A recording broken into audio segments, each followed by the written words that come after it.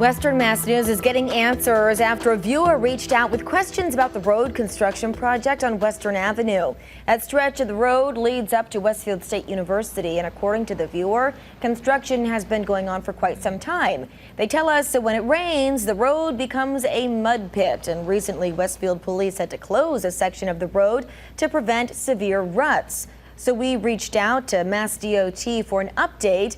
They tell us, quote, the construction project on Western Ave in Westfield is expected to be complete September of 2023.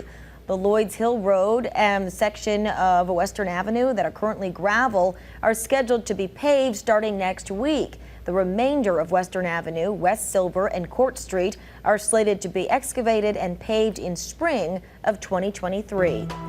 If you have a question or something you'd like us to look into for you, you can email us at gettinganswers@westernmassnews.com.